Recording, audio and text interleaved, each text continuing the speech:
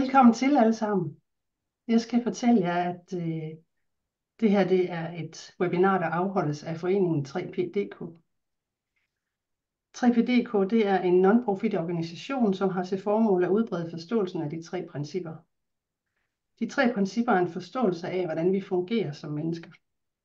Forståelsen spreder sig over hele verden og har hjulpet mennesker verden over med at komme til helt fra stress, angst, misbrug, depression og finde vej tilbage til klarhed, ro, mentalt overskud og livsglæde. I 3PDK ønsker vi at invitere alle interesserede med i samtalen om et nyt perspektiv på mental sundhed og det gode liv, som vi alle har oplevet efter vi har mødt principperne. Du kan se mere på vores hjemmeside 3pdk.org og i Facebook-gruppen 3PDK, de tre principper. Og så vil jeg byde velkommen til Maja Hofstetter, som vil fortælle om sygdom, smerter og visdom. Velkommen til Maja. Tak. Jeg skal lige have lukket den her venterumsdims. Nu. Hej alle sammen, hvor er det godt at se jer, og jeg har virkelig glædet mig til at have den her præsentation, samtale, og jeg håber, I vil være med, for jeg ved, der er rigtig mange, der har set noget i den samme retning, som jeg også har set.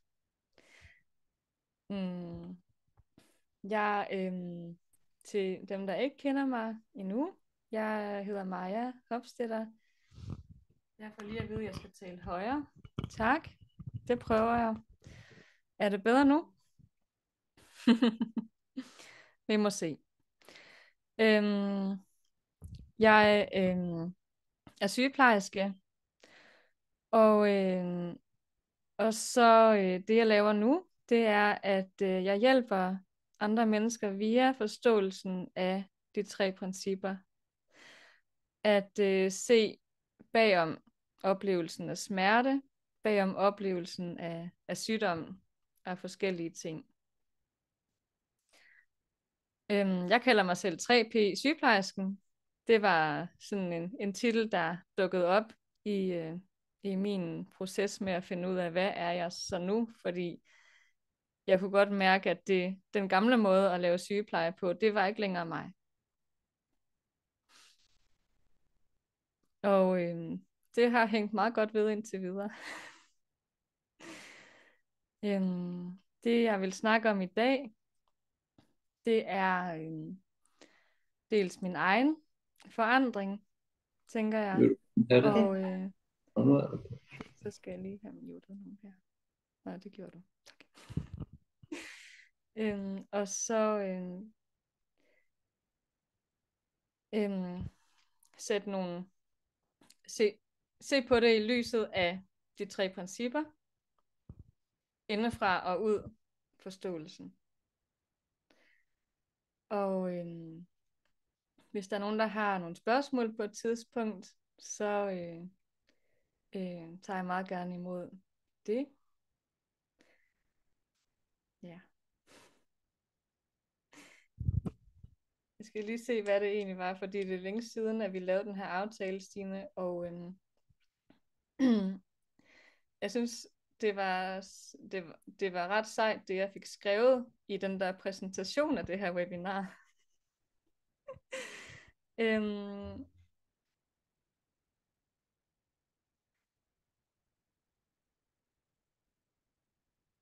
Det er lidt sjovt det her med, at man kan se sygdom som et problem, eller man kan se det som feedback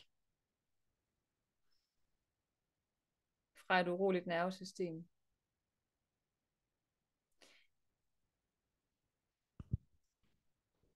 Og jo mere man kigger i retning af det, der skaber det formløse, de tre principper, jo mere vil man også kunne se, at det gælder alt muligt. Ikke kun tanker og følelser, men også det, der sker i vores krop.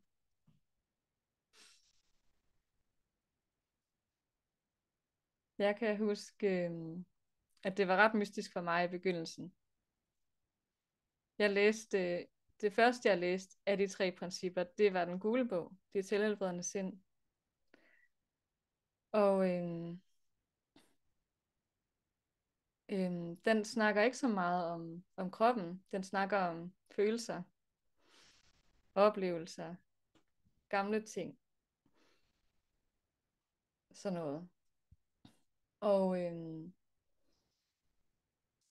jeg følte virkelig, at meget af det, øh, at jeg havde af sådan mentale problemer, det forsvandt. Jeg følte ikke, at jeg havde et mentalt problem. Jeg følte, at jeg havde et kropsligt problem. Fordi jeg havde virkelig meget, meget ondt. Jeg brugte så meget smertestillende dengang. Og jeg gik hele tiden og ventede på, hvornår kan jeg tage næste dosis. Og jeg gik og tænkte rigtig meget på, hvor syg jeg var. Og hvor træls det var. Men at jeg klarede mig alligevel. Jeg skulle bare sådan tage mig sammen. Jeg havde også gigt og psoriasis og alle mulige, altså stress, stofskiftesygdom. Jeg kan egentlig ikke huske alt sammen, men det er også lige meget. Den der oplevelse af at have alt muligt, og bare være sådan fuldstændig opslugt af at være syg. Og så alligevel den her lille bitte Som er lækker med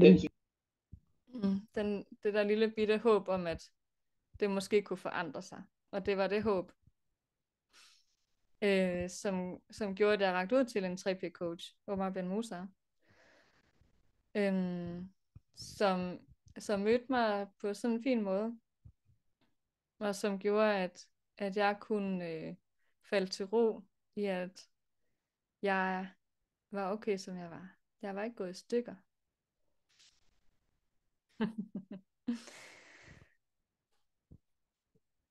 Og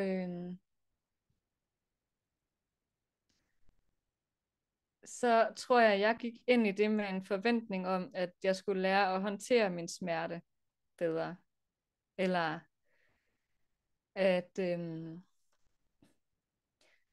det var ligesom det, der lå inden for min forestillingsevne dengang, at man kunne bruge sådan mentale tricks eller mentale redskaber for at håndtere noget af det, der sker i kroppen, altså sygdom og smerter og sådan nogle ting.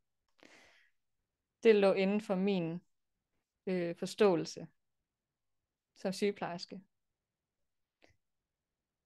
Og så var der også en forventning om, at det var noget, der ville kræve noget tid og noget arbejde og sådan nogle ting.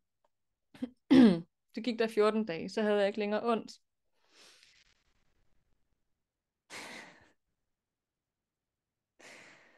Ja.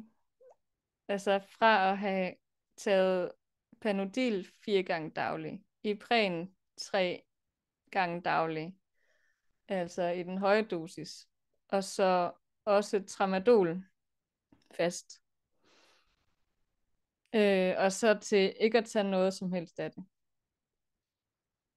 Og slet ikke have brug for det. Det var ikke sådan, at jeg tænkte, jeg prøver lige uden pillerne. Det var virkelig sådan, det stod bare i skabet. Jeg havde ikke brug for det.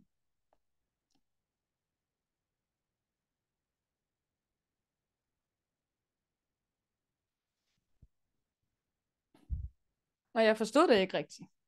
Altså, hvordan kan noget sådan fysisk bare forsvinde? Ikke? Skal gigt ikke gøre ondt, ligesom? Jeg havde gigt endnu. Det kunne jeg se på mine hænder og mine skuldre og mine alle mulige steder. Der var ledforandringer. Men det gjorde ikke ondt. Og jeg kan også huske, at jeg begyndte mindre og mindre at tro på, at jeg havde brug for behandling for det her. Jo mere jeg dykkede ned i at se, se hvor meget af verden og mit liv, som er lavet af illusion. Jo mere fik jeg sådan en fornemmelse af, at det er flydende. Også min krop. Og der var en dag, hvor jeg gik til lægen, sådan en reumatolog, og jeg fik ultralydsscannet, tror jeg, mine hænder.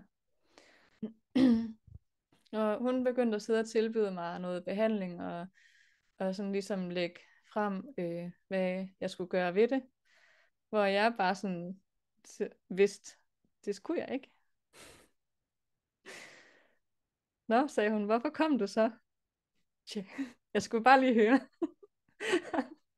om det var noget.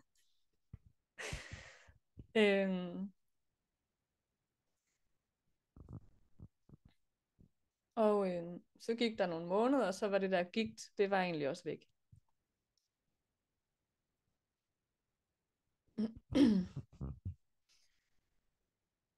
Så har jeg brugt en masse tid på at få indsigter omkring det. Både de indsigter, der viste mig vejen til helbredelse, og så også de indsigter, som var i retning af, hvordan forklarer vi det her? Fordi den gammeldags logik, den holder ikke længere, når vi har sådan en oplevelse.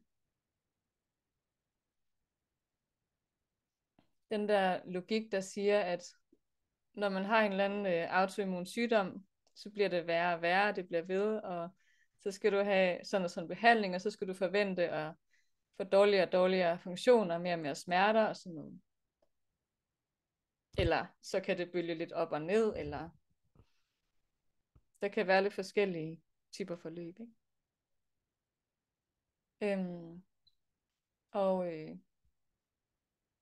det lyder jo så tilforladeligt, det lyder så normalt, at den køber vi bare. Men så er der dem, der oplever, at det går over. Og det passer jo ikke ind i den her forklaring. Men jeg læste også, bare for lige at tjekke, at jeg læste inde på sundhed.dk eller sådan et sted, at årsagen til autoimmun sygdom, den er ikke fundet endnu. Det kan simpelthen ikke se, hvad det kommer af.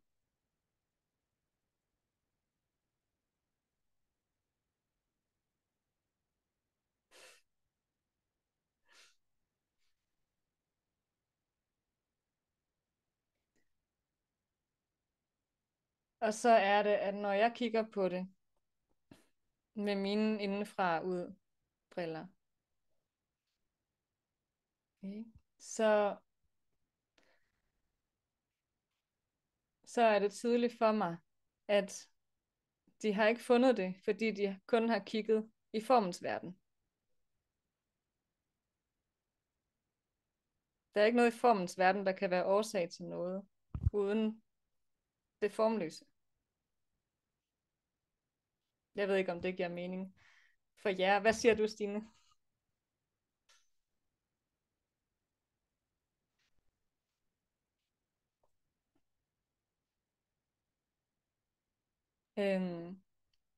For mig er det logisk.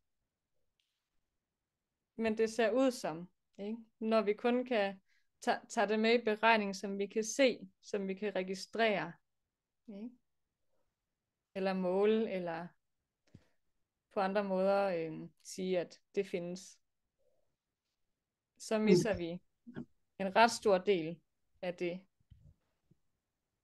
som faktisk findes.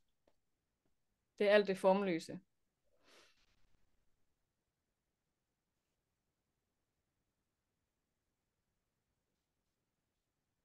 Det står for 96% af den samlede energi. Og massen står for 4%. Og så tror jeg, det er normalt i almindelig videnskab, at man kun regner med formen. Eller massen. Og jeg ved ikke, hvordan forskellige forskere opfatter energi, og hvad det gør, og hvad det kan. Det er der forskellige udlægninger af, og jeg synes også, det er spændende at følge med i den. Men det, som jeg har set, og indset, at det kan. Det er, at det kan skabe.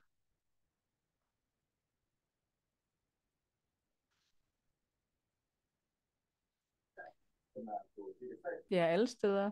Det skaber altid.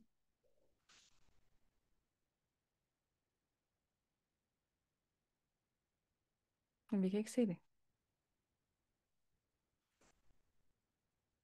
Vi kan se effekten af det.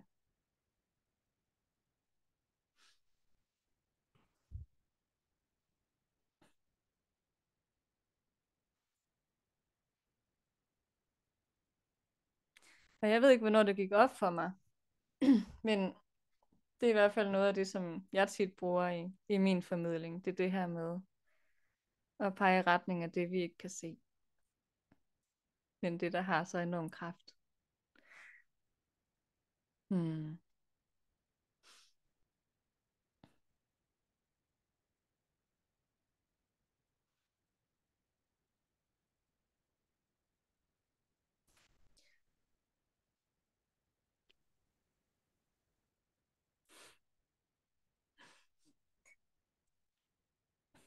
Er der nogen, der har et spørgsmål?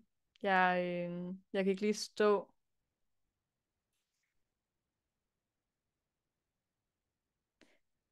Ja, der var et. Her, hvordan ser du, at det formløse skabte gigt i din krop? Nu skal jeg lige tage det op her.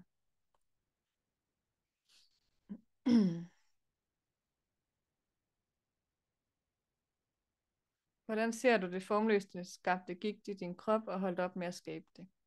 Rigtig godt spørgsmål. Hmm.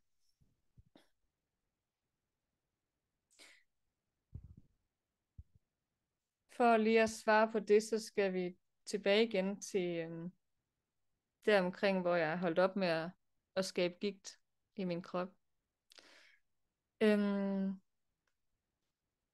Det der, en af de indsigter, som dukkede op for mig, det var det her med at se,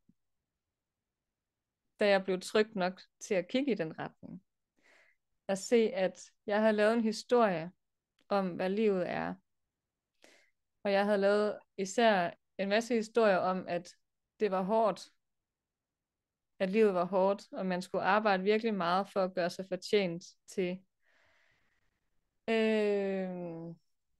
status eller kærlighed. Og skulle man også arbejde virkelig hårdt for at redde klimaet. Og man skulle arbejde virkelig hårdt for at være en god nok mor. Det ved jeg ikke, om I kender. Det er virkelig hårdt arbejde at være en god nok mor. Og så skulle man også gøre en virkelig stor indsats for at være en tip-top sygeplejerske. Og ikke bare en okay sygeplejerske, men bedre end de andre. Ja. Og altså, jeg havde lavet rigtig meget arbejde for mig selv.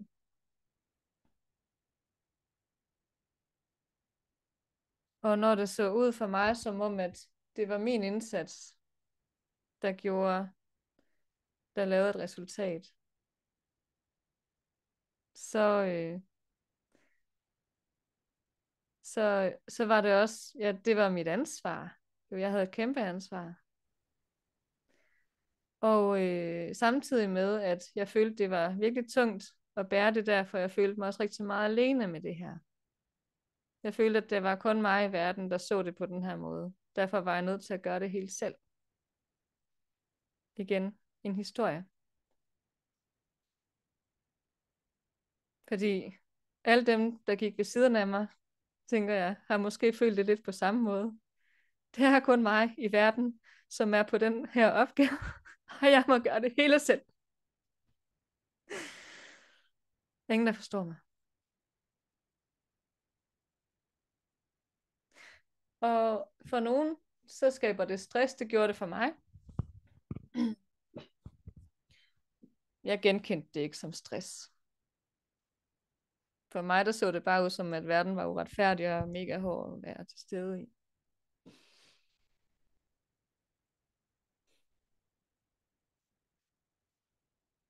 Og så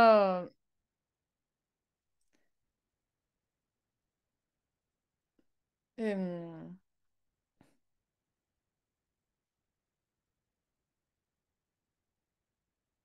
så er det sådan en historie, som, som fortsætter, fordi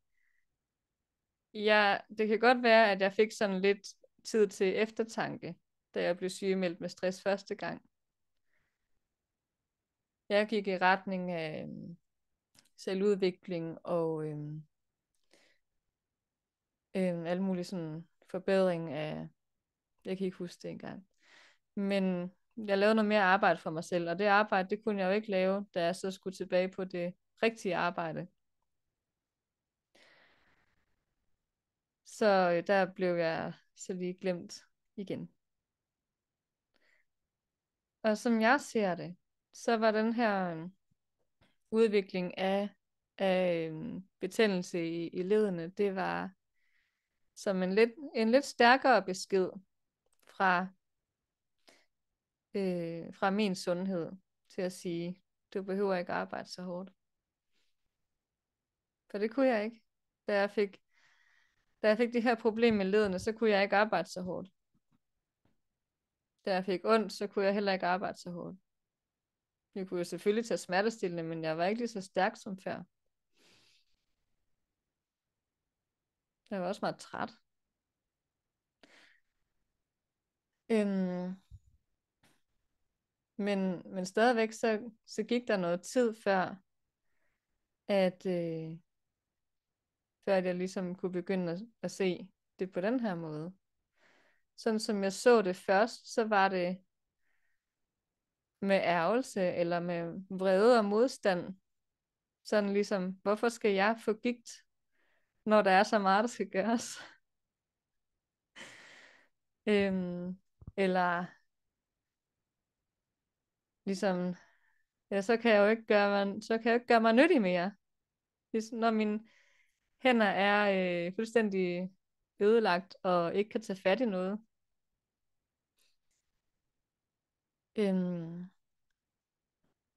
Så jeg tolkede det som en forhindring for, at jeg kunne fortsætte at leve sådan et normalt liv. Det jeg kaldte et normalt liv. Og så kom der det her skift, hvor jeg begyndte at få indsigt i, at jeg skaber min egen virkelighed.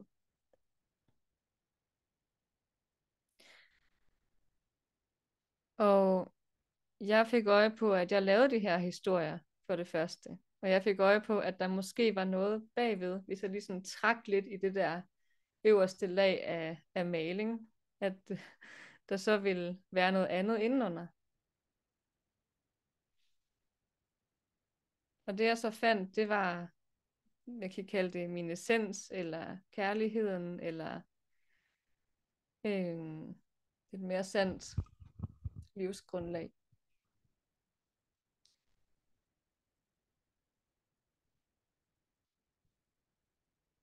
Og da jeg fandt det, så begyndte det andet at falde af. Ligesom gammel maling. Eller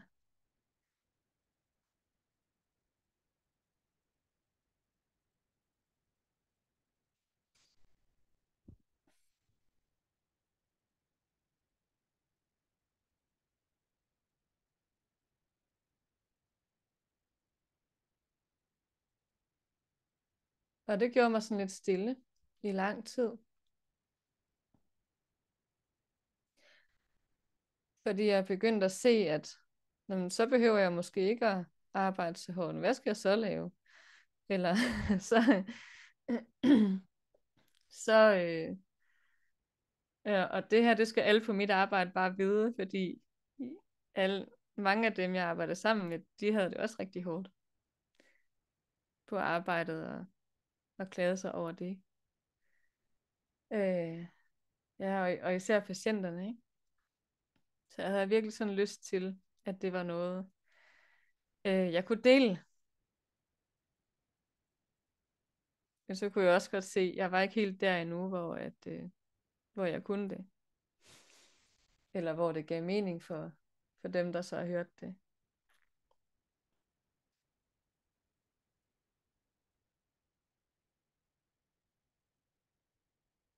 Men det blev ved med at banke på. For jeg kunne mærke, at der var noget her, der var sandt. Ikke kun for mig og min sundhed, men for alles sundhed.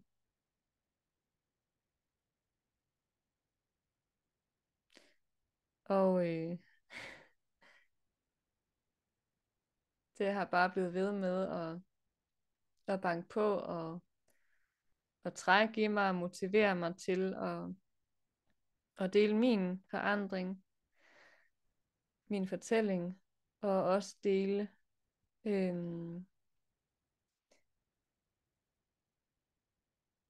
det, som den peger på, at det her med medfødt sundhed, det gælder også for kroppen.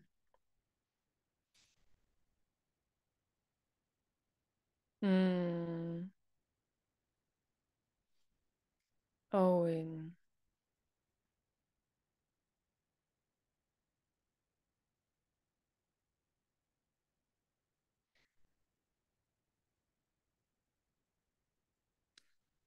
så har jeg efterhånden fulgt rigtig mange mennesker på vej i opdagelsen af deres sundhed i kroppen. Og det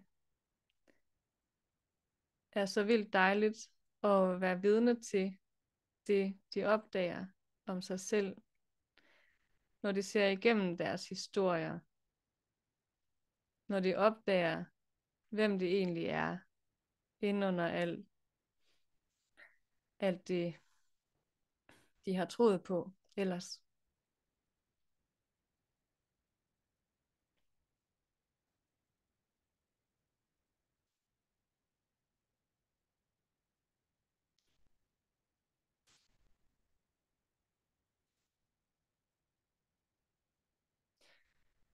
Og vi er ude i noget med at genfortolke, hvad tingene betyder for os. Ikke? Fordi man kan kigge på den samme smerte på forskellige måder. Ikke? Man kan enten se på den med vrede og modstand, og så kan man også se på den som et kærligt vink om at lige komme til stede her nu.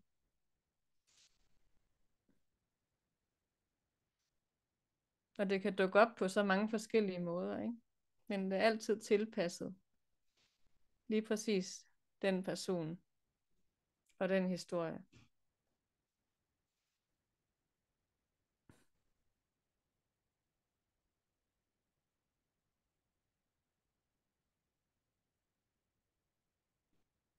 Og når man begynder at kunne se, at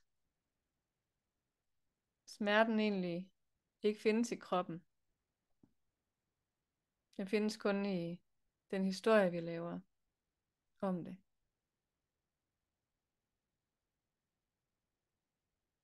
Så er der ikke noget sted, den hænger fast, andet end i tankerne.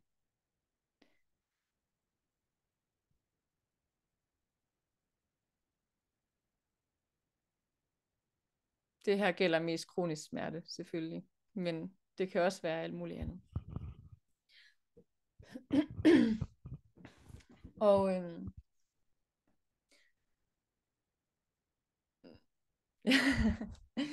ja, det er jo bare sådan lidt hverdagsmagi, egentlig. Det der med at se, at man oplever ikke altid virkeligheden sådan, som den er, men man oplever det sådan, som man tænker den. Jeg kunne godt tænke mig at lige give jer en fornemmelse af det. Fordi hvis I lige trækker vejret en gang, dybt ned i maven,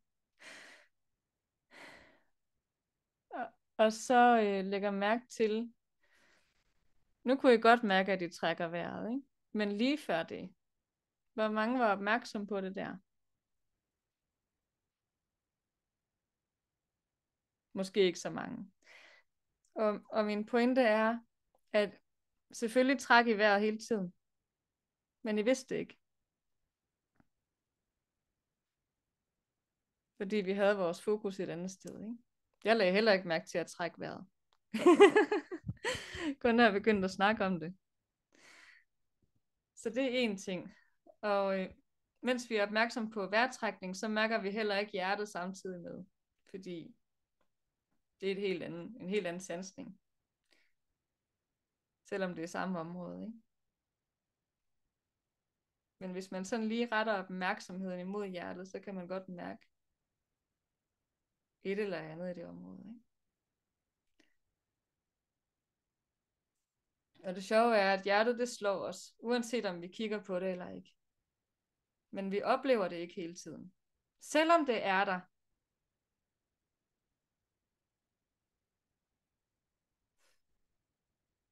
Det er rigtigt. Det styrer sig selv. Det er det autonome nervesystem.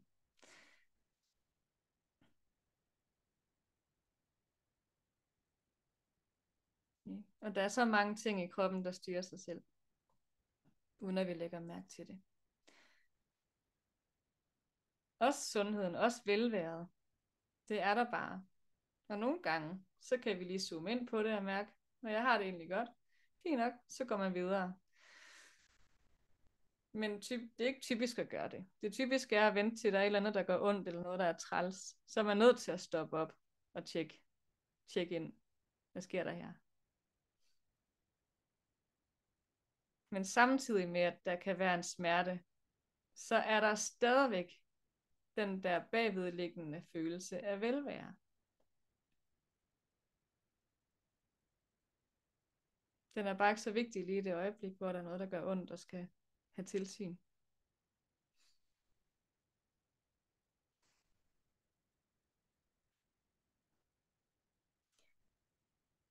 Ja, Stine, var der nogle kommentarer, jeg skal fylde op på? Ja, der er et par Okay. spørgsmål i chatten. Der er et spørgsmål omkring Scheuermann i rygsøjlen, om du ved noget om det. Det er nogle rygvirvler, der er skæve. Nej, det har jeg ikke hørt om. Er det ligesom skoliose? Måske. Jeg tænker mere om det her vil kunne gøre noget. Jeg tænker, det er det, de er ude efter. Ja. Smerteoplevelse, tænker jeg, at det er møntet på det. Ja. Der er jo det, at man kan være skæv i ryggen, uden at have gener af det. Men man kan også være skæv i ryggen og have gener. Man kan også have ondt i ryggen, uden at der er noget at se.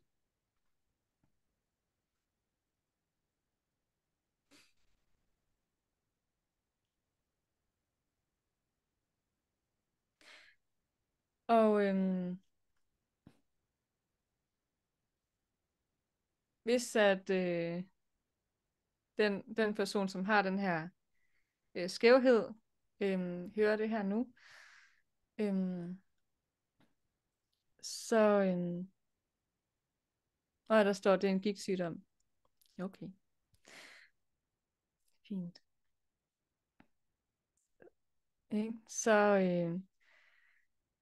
Så tænker jeg også, at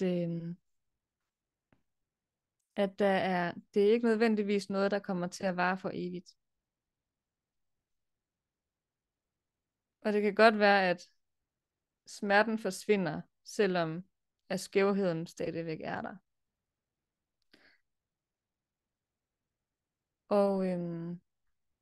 Og jeg ved ikke, hvad du skal se.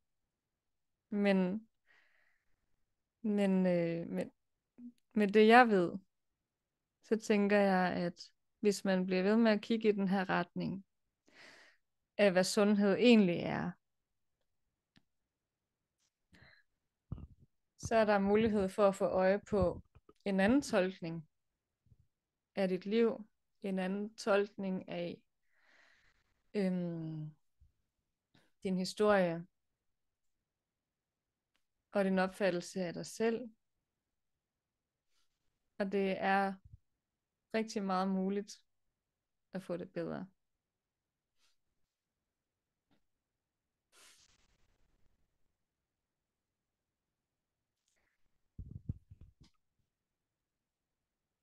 Tak skal du have, Maja. Så er der et spørgsmål omkring, om du vil være rar at definere din forståelse af formløs. Det kan jeg godt.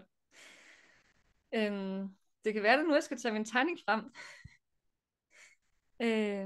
Jeg har tegnet det her, fordi det er lidt nemmere at se det sort på hvidt, hvad jeg mener.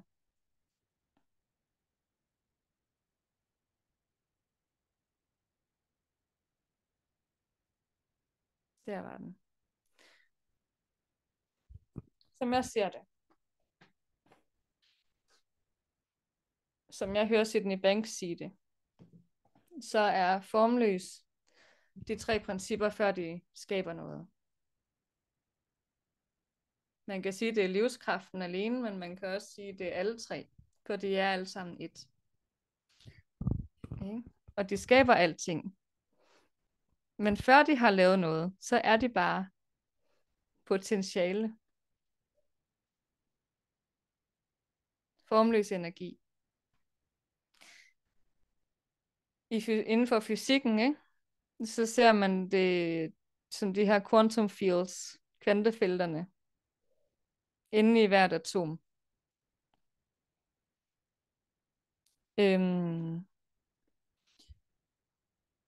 Man kan egentlig ikke se dem, man kan bare konstatere, at de er der.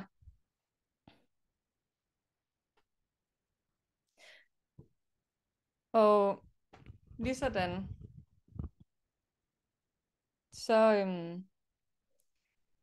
så kan vi heller ikke i vores hverdag se det formløse, fordi det er usynligt i sagens natur, men vi kan se effekten af det. Vi kan konstatere, at det findes.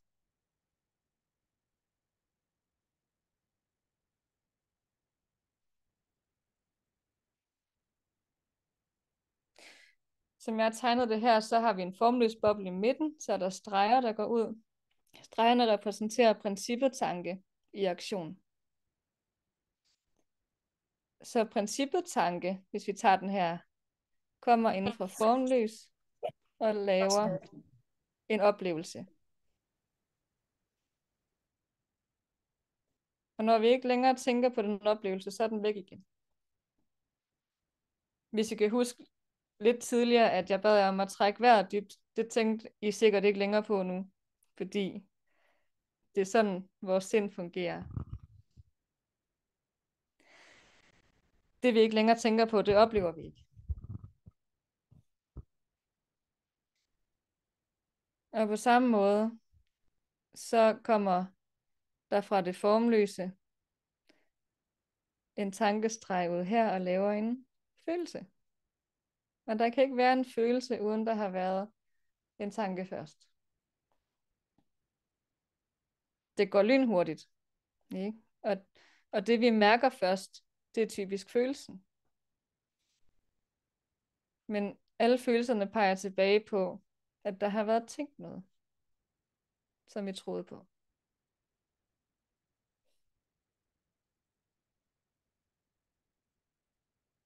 Og når den energi i følelsen er færdig med at blive brugt til at lave en følelse, så forsvinder den igen ind i formløs og kan blive brugt til noget nyt.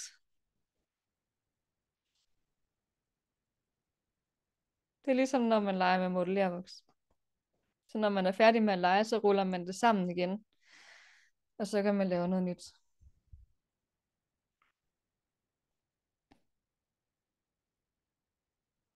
Jeg skal lige se, hvad den siger bagefter. Jo, det formløse er usynligt. Men når vi ved, det er der, og når vi ved, at alt det, vi kan se, er form og peger tilbage på den kilde, det kommer af, det formløse, så kommer der en ro og en vished om, at der ikke er nogen grund til at spekulere for meget over alt det her form.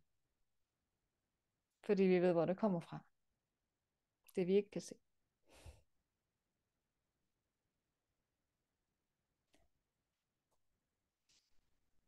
Når vi ikke kan se formløs, livskraften, de 3 principper, eller når vi glemmer, at de er der, så kan vi komme til at gøre sådan her, ligesom på den her tegning.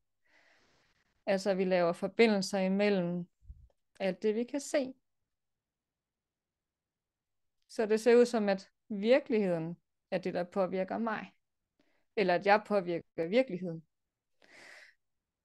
Eller det kan se ud som, at mine følelser kommer fra andre folk, eller fra fortiden, eller noget, der er sket. Okay. Det er, når vi kun ser efter formen. Og så er det, at vi begynder at lave historier.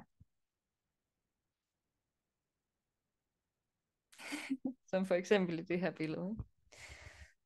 Og så begynder vi at fortælle de historier til hinanden og til os selv, og så kommer det til at se sådan der ud. Og der kommer sådan nogle nærmest fælles narrativer, som bliver sådan adapteret af de fleste folk i et sted, en kultur og et samfund. Der er noget, der er sandt, uanset hvem der kigger på det. Sådan ser det ud.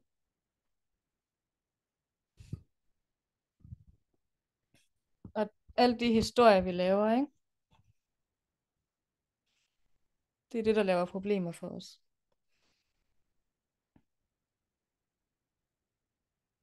Her der kan vi slet ikke se det formløse. Der er ikke plads til det.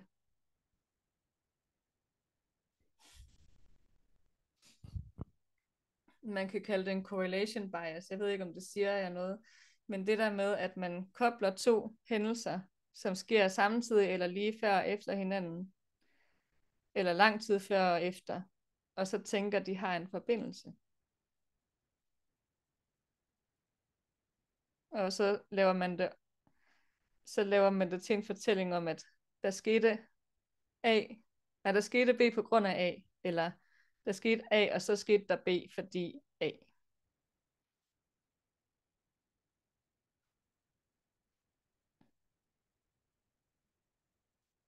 Hvor var det så? Men alle de her former, ikke? De er ikke forbundet andet end via det formløse.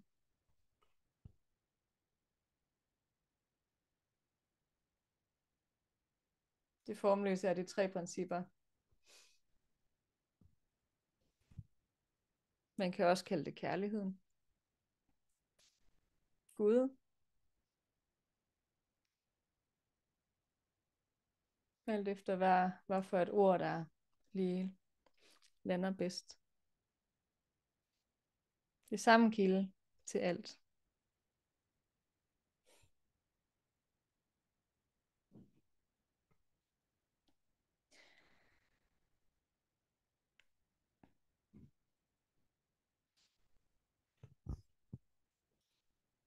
Jeg ved ikke, om det blev tydeligere. Hvem var det, der spurgte?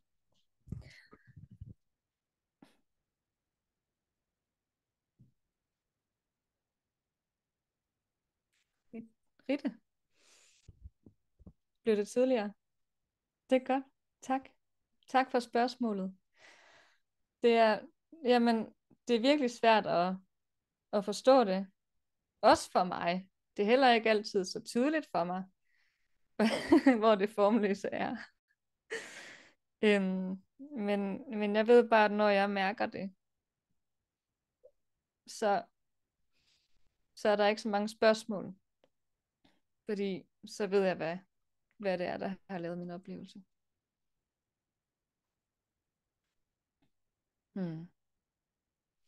Ja, Stine. Jeg synes, det var en rigtig god forklaring, du kom med. Ja. Der var nogle flere spørgsmål. Der er en, der spørger, hvad med børn med kroniske sygdomme? Er det også historier, de har lavet om sig selv eller om livet? Det er et rigtig godt spørgsmål.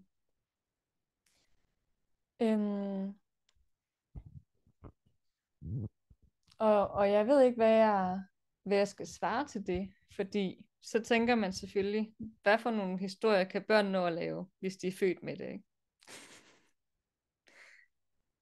Så det er heller ikke altid den logik. Øhm,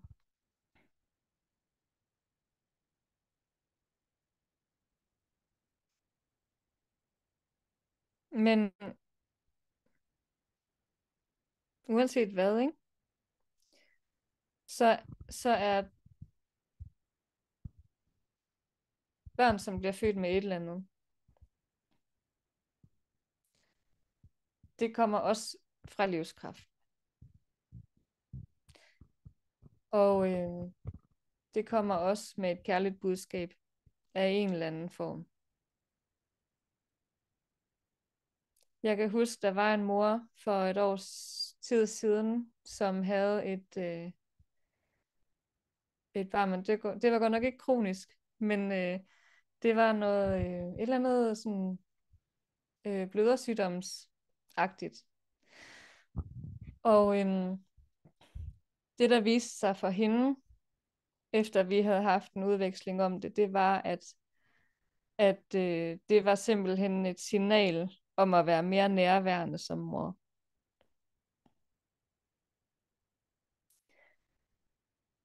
Det krævede rigtig meget af hende at være der for sit barn og gøre alt det, som det krævede at komme igennem det her forløb. Men hun opdagede også nogle ting om deres relation og hvordan hun var nærværende derhjemme. Og det gav hende noget klarhed i forhold til at tage nogle valg. Fornemmede jeg i hvert fald. Så nogle gange er det ikke kun for børnene, men også for dem, der elsker børnene. Giver det mening? At det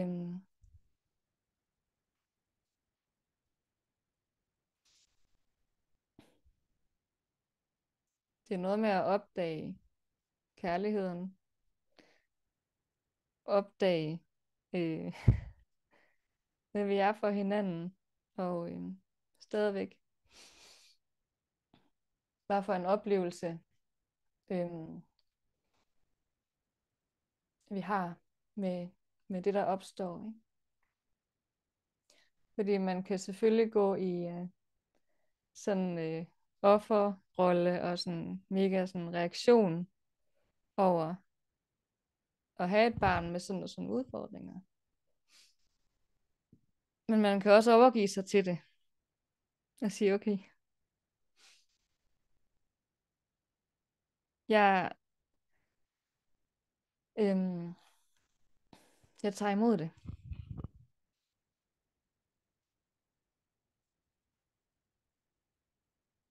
Mm.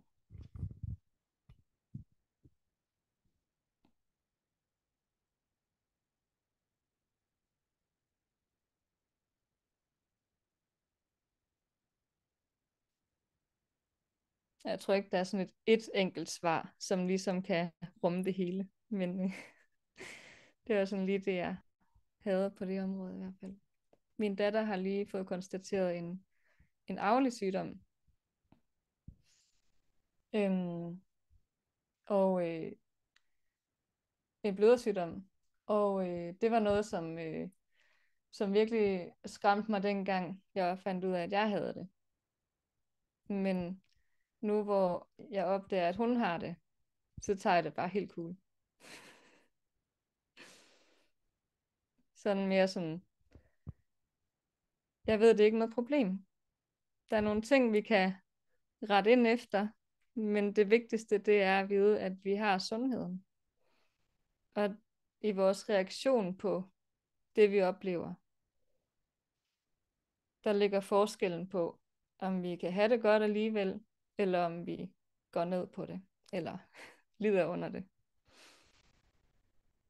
Hmm.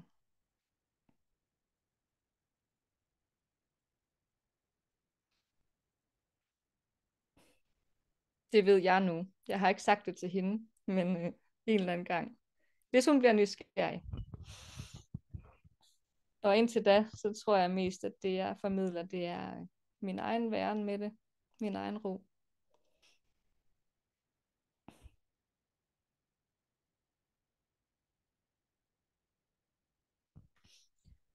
Skal vi se på næste?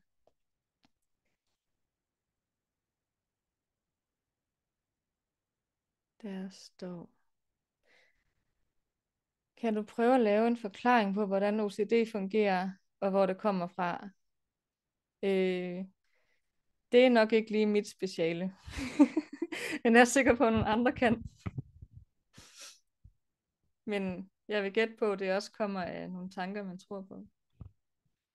Sådan helt kort.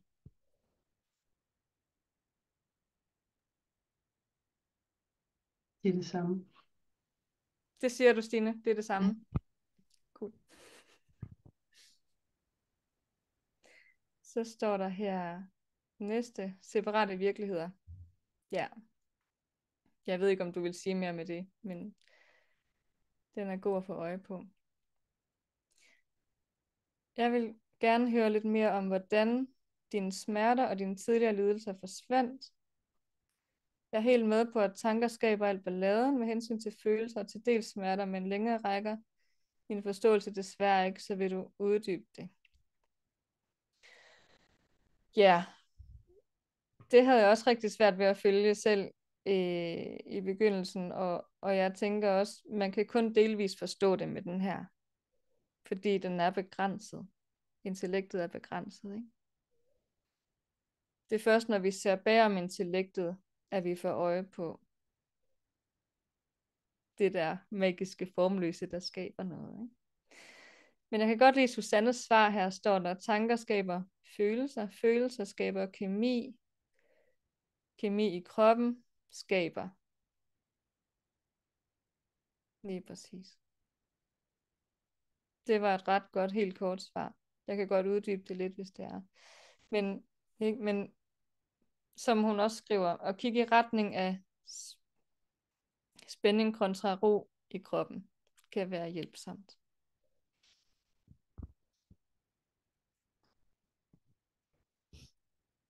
Det der med at kigge i retning af roen,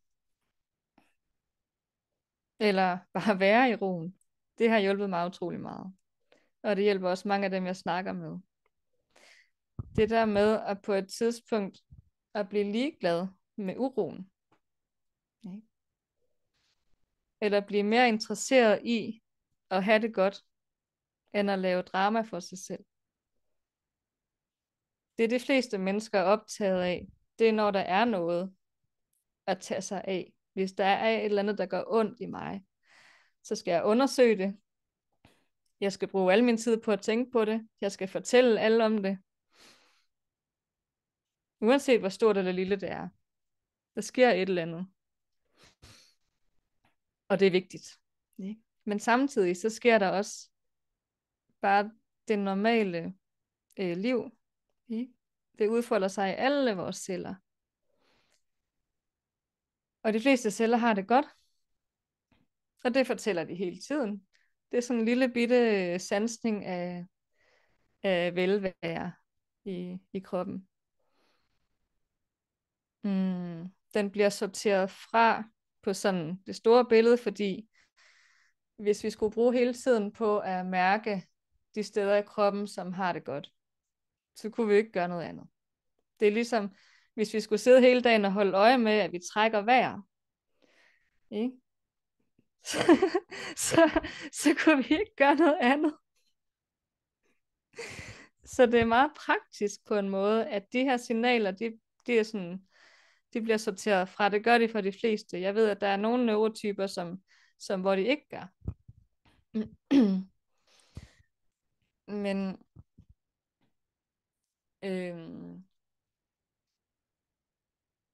men det der med at tjekke ind i velværet,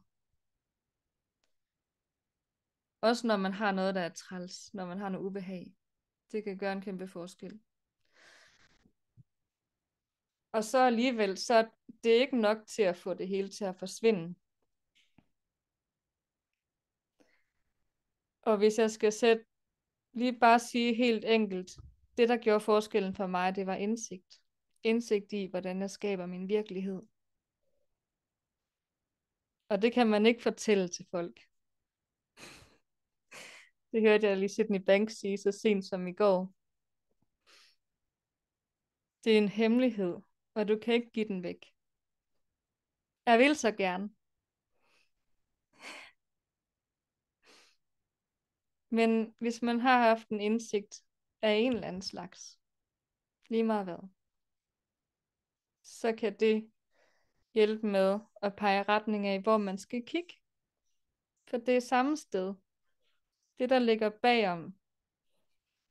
Hvis man har en fornemmelse af, hvordan visdommen snakker til en, eller hvis man har en fornemmelse af, hvordan ro mærkes, eller hvordan visdom føles. Øhm, og så bare sådan hviler lidt ind i det, eller ligger i blød i det, eller hvad man nu synes er dejligt.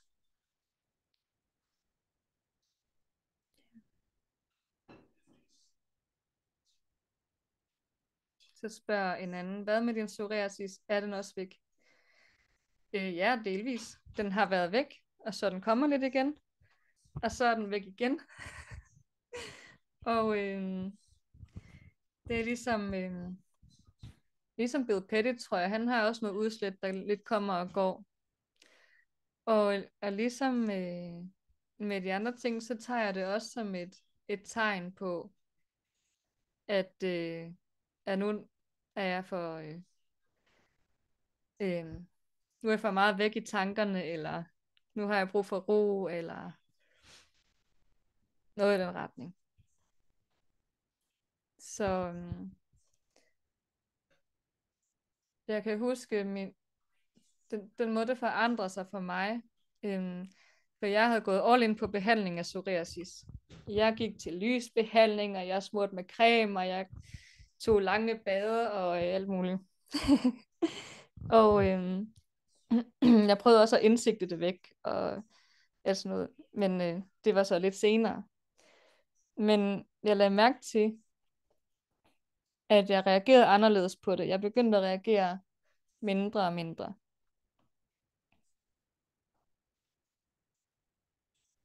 Og jeg begyndte at tage det som bare en invitation til at lande i kærligheden.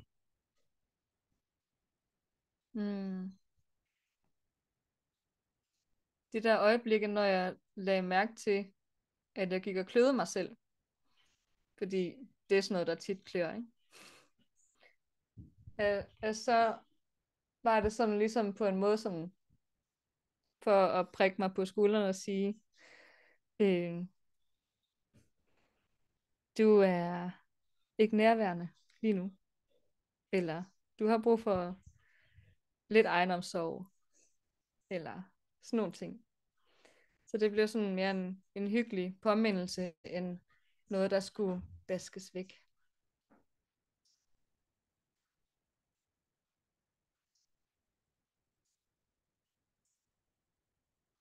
Så jeg oplever det i langt større grad metaforisk end fysisk, eller hvis det giver mening.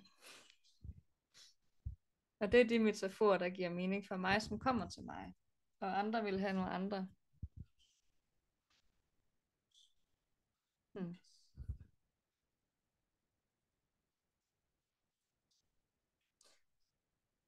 Så spørger Dorte, hvordan forklarer du hormoners indvirkning på vores følelser?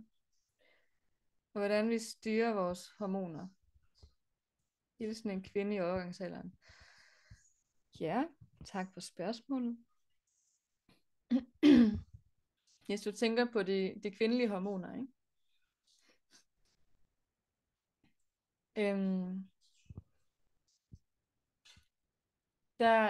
Der vil jeg virkelig anbefale dig at læse Hannah Studleys roman Very Well, som forklarer alt det der virkelig, virkelig godt. Helt kort, ikke? Så er der det, at vores hormoner svinger, ikke? Det svinger både i løbet af en cyklus, og det svinger både når vi skal til at have menstruation, og det svinger når vi skal stoppe med det igen. Og alt sammen er inden for det normale. Og der er lavet undersøgelser, som viser, at der ikke er nogen sammenhæng mellem niveauet af hormoner, eller hvor meget de svinger, og hvordan en kvinde vil reagere på det, eller føle sig plaget af det.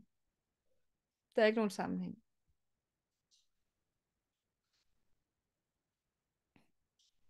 Det der er en sammenhæng på, ifølge Hannah Studley, ikke? Jeg har ikke selv tjekket det, men det lyder plausibelt. Det er, hvor meget man normalt reagerer på ting. Hvis man er vant til at overreagere på alt muligt, ikke? Fornemmelser i kroppen, følelser, andre mennesker, ting der sker.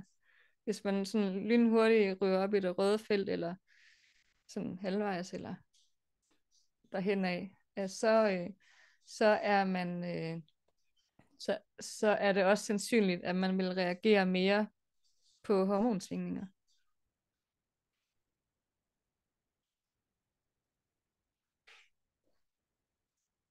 Og igen, løsningen kommer af at få øje på, at det vi oplever, det er ikke det, der sker i kroppen. Vi oplever vores egen historie om det. Og hvis vi skal snakke om det der med at være i reaktiv mode, eller i ro, ikke? Når vi er i overlevelse, når vi skal forsvare ting, og når vi skal kæmpe, ikke? Så finder vi alt det, vi kan reagere på, og så reagerer vi på det. Mens når vi er i ro, så er der nærmest ikke noget, der kan rykke os ud af balance.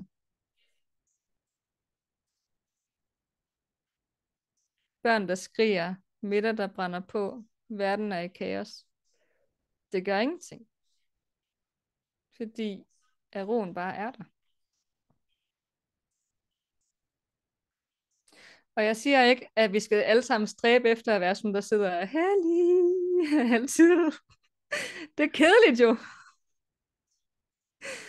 Men hvis man kan få øje på, at det er det, der sker, så gør det ikke så meget, hvis man reagerer på det en dag. Eller så gør det ikke så meget, at hvis man har en eller anden oplevelse.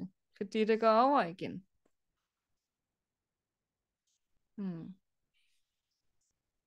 Giver det mening? Okay. Jette, hvad siger du? Jeg vil gerne lige prøve at fortælle det der med at komme i ro. Jeg vil gerne fortælle jer, at jeg har ligget i Norge i 6 uger i en seng, og faktisk blevet opereret, og alt hvad der kunne gå galt, gik galt. Og hvis jeg ikke havde haft Maja, som bare tog hånd om mig og sørgede for, at jeg var i roen. Og hvad du sagde og hvad du gjorde, det kan jeg ikke engang huske mere. Men jeg kan huske, at lægerne og sygeplejerskerne, de var der hele tiden. De sagde, hvordan har du det psykisk? Skal vi ikke snakke om det? Fordi det må være så hårdt at ligge her inden for de her 4 vægge. Og den ene dag er det ene galt, og næste dag er det det andet galt, og blå med slanger her og der alle vejen. Så nej, altså psykisk har jeg det faktisk meget fint. Så, og det forstod de ikke et pluk af, at jeg havde. Mit blodtryk var som en på 18 og så videre. Selvfølgelig var jeg ked af det indimellem, men det var ikke sådan noget, der bragte mig ud af, at nu kunne jeg slet ikke holde ud at være der, eller noget som helst. Og der vil jeg bare sige, Maja, der var du fantastisk til at, og du skrev også til mig, og sagde, skal vi lige snakke i dag? Og ja tak, det vil jeg gerne. Og det var så fantastisk. Du fik mig ned i roen, og den ro gjorde virkelig, at jeg tror på, at det var med til at gøre så meget, så at jeg i hvert fald er kommet hjem nu, at jeg skal igen en operation mere, eller sådan noget. Det ved jeg, og det gider jeg slet ikke bruge min energi på. Men det jeg bare vil fortælle, det er det der med at komme ned i roen og være der, og vide, at man egentlig er fuldstændig, som man skal være. Det betyder altså så meget for det hele. Og det var bare lige det, jeg gerne ville fortælle, nu vi snakker om det med roen. Så tak mig. Ja, den der historie er virkelig inspirerende, Jette. Ikke? Ja, jeg ved ikke, jeg fik bare sådan en fornemmelse af, at det du havde brug for, det var at ligesom lande i den der ro, i stedet for hele tiden at være i reaktion. Og så tror jeg havde forestillet mig, at det ville tage længere tid, men det tog bare et øjeblik. Nærmest, ikke? Jo, jamen, Og det er fordi, du har det selv. Indeni, alle har det. ja. Men lige pludselig så blev det bare meget, meget tydeligt for dig, at du havde et sted at læne dig ind i. At... Jo, men det var alligevel en kæmpe hjælp, at du tog hånd om det. Fordi det var, jeg tror godt, jeg kunne have flippet lidt ud, eller det gjorde jeg ikke. Altså. Og det forstod de ikke spor af. Det gjorde de bare ikke. Så det var virkelig en øjenåbner for, hvad det vil sige at finde ind i roen og vide, jamen det hele skal nok gå. Det var også til inspiration for andre måske. Fordi jeg kan ikke huske, hvad du sagde for at gøre det. Det kan jeg bare ikke. Jeg kan ikke det kan jeg heller ikke. Nej. Altså, det var bare snakken, der gjorde. Fordi du sagde aldrig til mig, nu skal du gøre sådan, eller nu skal du gøre sådan. Det sagde du ikke noget om. Det var mere nok bare det, du ikke sagde. Det hjalp. Ja. Det var nok det formløse, der kom og hjalp os. Ja. Regner jeg med. Ja. Ja, det var bare lige en lille historie om det. Ja, tak Jette. Hvad siger Stine?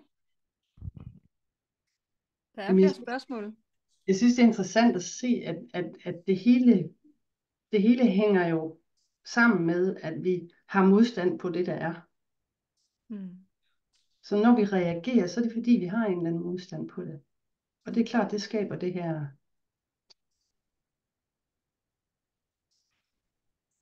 sådan overordnet set.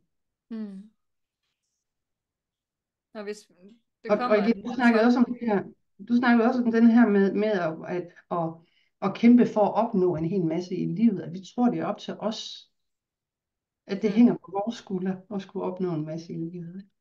Ja. Så vi kæmper, og vi kæmper i virkeligheden imod os selv og imod livet. Det har du også prøvet.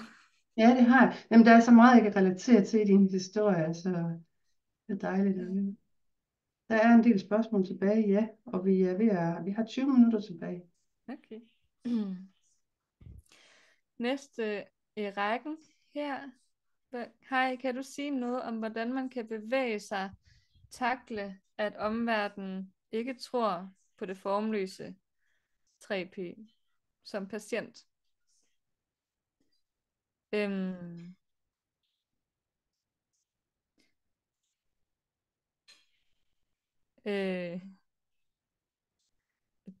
Nu ved jeg ikke, hvad du oplever, men ligesom Jette lige forklarede, så mødte hun nogle læger, som var meget forundret over, at hun lige pludselig, eller at hun ikke reagerede på at være i den svære situation, som hun var i.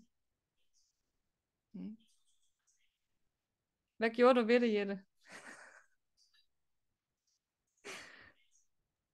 Jamen, jeg gjorde ikke noget. Altså, ikke udover, at jeg sagde til dem hjem. Og så det forstod jeg, da ham lægen havde opereret mig. Han havde ellers sagt til mig, at det troede han på, den operation, og så mislykkedes det jo alt.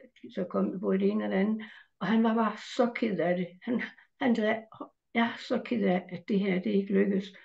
Så sagde jeg til ham, men ved du hvad, det skulle simpelthen ikke være. Jeg har mere ondt af dig, end jeg har af mig. Sagde til ham.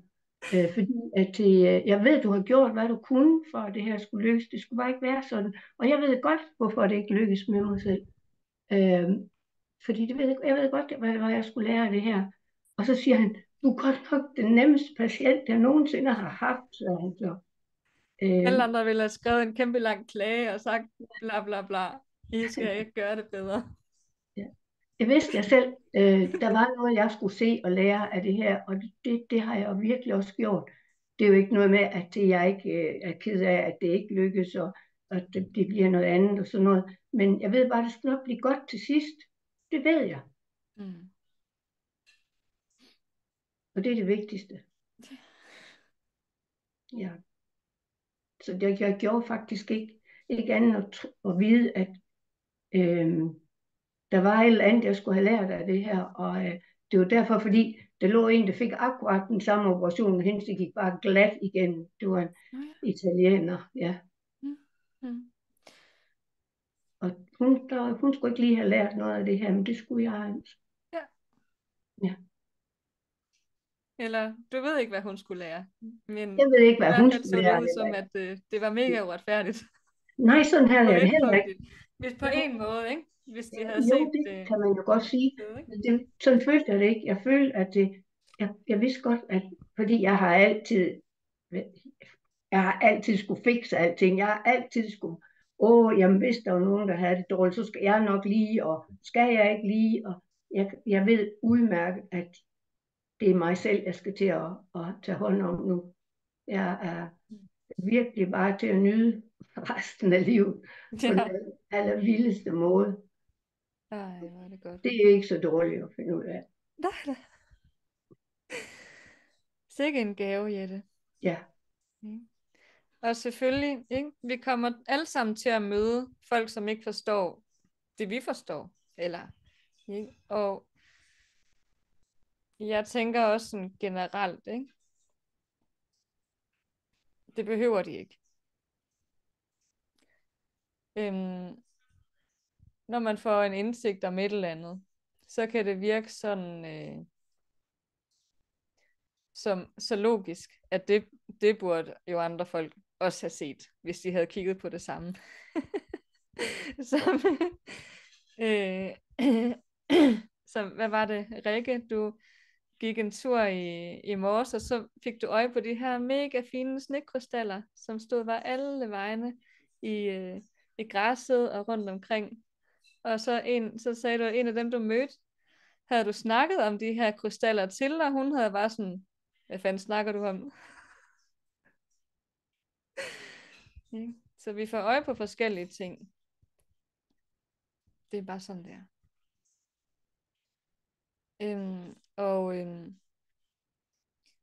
Ja, i forhold til at være patient og møde sundhedsvæsenet, som arbejder meget udefra ind, ikke?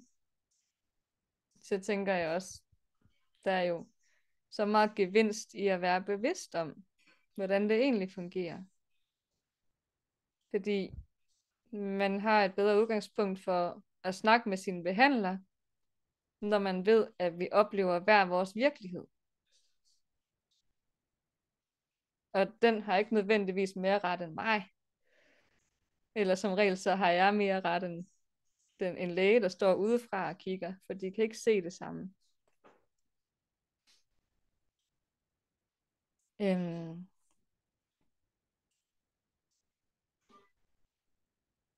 Og jeg har også hørt mange, jeg ved ikke hvor mange, men i hvert fald nogen, som oplever, at der sker noget med deres behandlere og deres sygeplejersker, når de kommer med den her indstilling.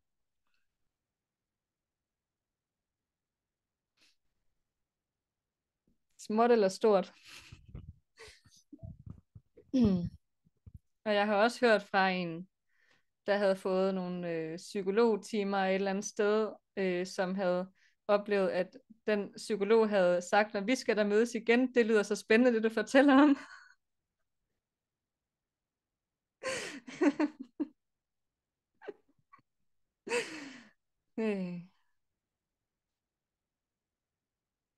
Og så vil der jo også selvfølgelig være steder, hvor vi ikke kan komme igennem med det. Hvor at der er lukket for det. Og det er sådan der. Så skulle det ikke lige udbredes det sted den dag. Men det er ikke op til os.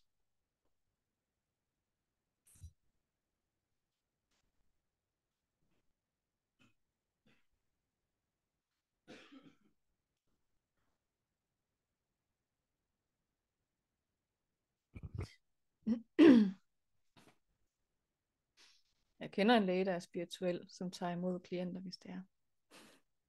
Man har brug for det. Det står der her, at lægge blød i velvære. Det var en rigtig god pointe.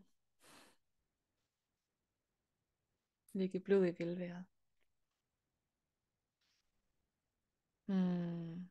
Så spørger Pia, eller er det bare en kommentar? Jeg læser den uanset. Er det sådan, at jo mere vi ser omkring 3P, så falder sindet lige så stille til ro, og når sindet falder til ro, så er der plads til selvhelbredelse, både psykisk og fysisk. Intet er solidt. Wow, hvor er det godt sagt. Jo mere vi falder til ro, ikke?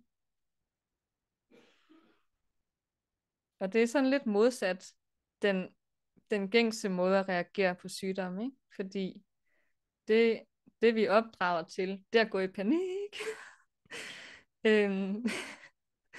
Og få det virkelig undersøgt godt og grundigt, og gå til lægen, og gå til en læge igen, og hvis lægen ikke virker, så går man til sin alternative behandler, eller så går man til alt muligt. Og mens man er travlt med at få problemet til at gå over, så ser man ikke, at man er med til selv at holde det i live og skabe en historie. Og hver gang man møder en ny behandler, så fortæller man den her historie igen fra bunden, ikke? Og der kommer mere og mere på den. Til det sidste, så slæber man rundt på sådan en kæmpe rygsæk af sygdom. Og det bliver sværere og sværere at få det til at gå over. Mens det gjorde jeg jo. Jeg slæbte rundt med alt muligt forskelligt. Og jeg gik til 6 forskellige læger, psykologer og alt muligt. Og de kunne ikke tage hver deres lille del og pille det ud af mig. Det kunne de desværre ikke. Det fik det bare med hjem igen til at ligge og rode med. Så mødte jeg heldigvis Omar. Og ja, det er så godt formuleret. Da jeg faldt til ro, ikke? Så begyndte jeg at kunne se noget andet.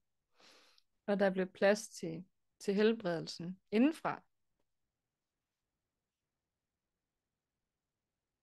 Indenfra og ud. Og det blev også mere tydeligt for mig, hvordan det vi kalder psykisk og fysisk, det er bare sådan, det er illusion. Fordi det vi kalder psykisk, det mærker vi jo også i kroppen. Og det fysiske, det oplever vi kun på grund af psyken. Altså vores psykiske funktion. Der er ikke en opdeling. Og det er i hvert fald ikke solidt. Christina skriver, nu bliver jeg helt rørt. Jeg ved ikke, hvad det var, men tak.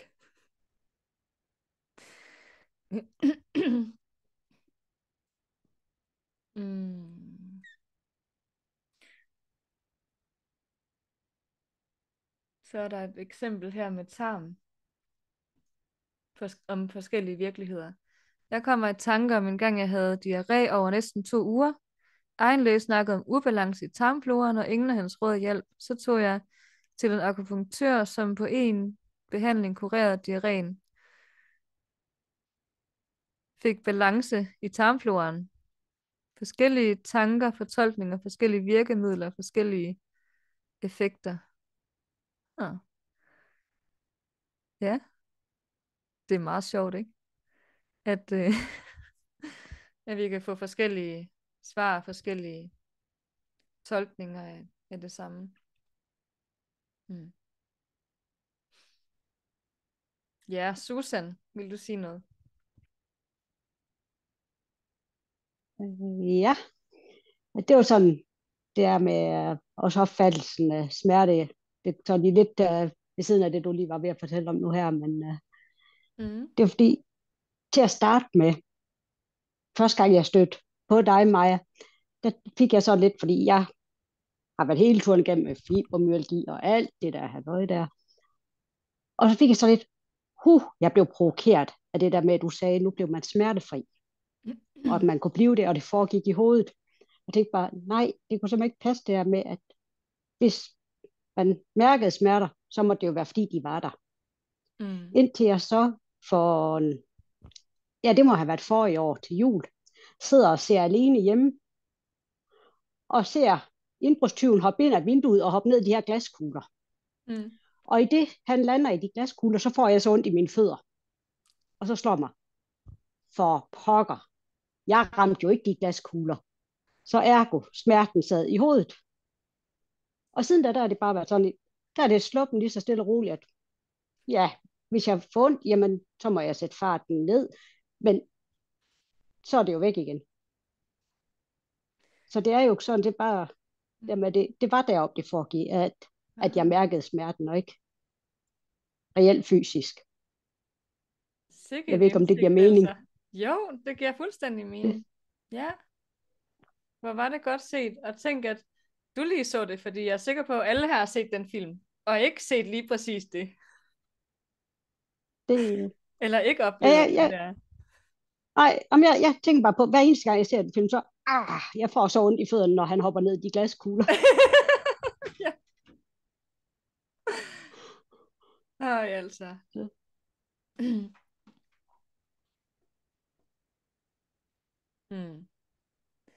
Så alle sammen, gå lige hjem og se alene hjemme, og se, om I kan få øje på det her. Ej, det er bare pjat. Men I kender sikkert det der, at lige pludselig så slår det bare ned, så ser man den der sammenhæng. Og så er det bare ikke mystisk længere.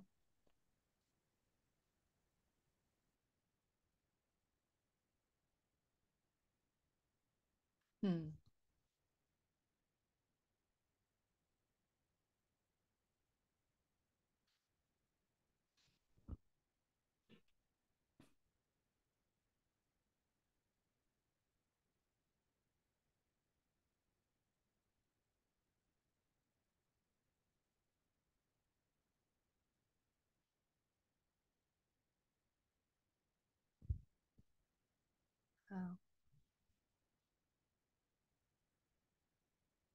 Og så nu er der så alle slags oplevelser, ikke?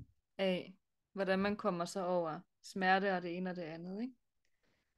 Og der er ikke noget rigtigt eller forkert, men alle har den der indbyggede mulighed for at opleve velvære, uanset hvor ondt man har.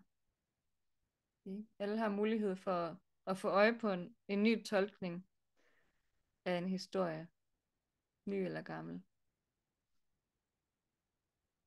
Og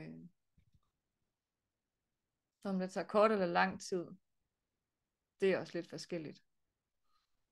Men nogen slipper det på et sekund.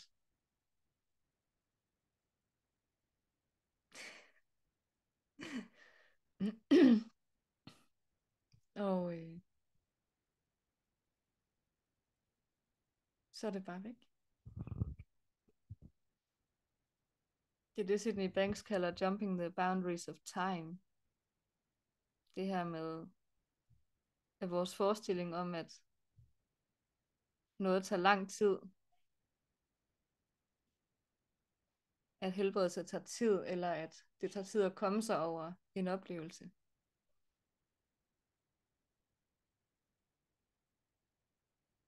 Det tager kun så lang tid som en indsigt.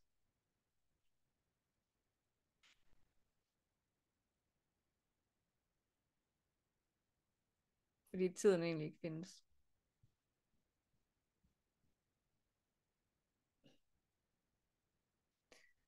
Og alligevel så har vi siddet her i 1,5 time. Er det ikke vildt?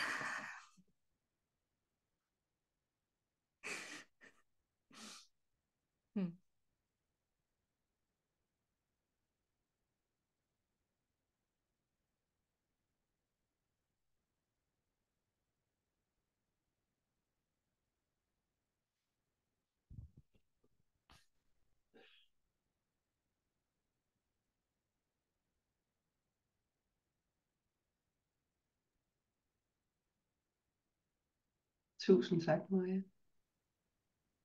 Ja, det siger jeg også. Det har været en fornøjelse. Og var det et dejligt rum at være i. Tak for jeres lytten. Jeg stopper lige optagelsen.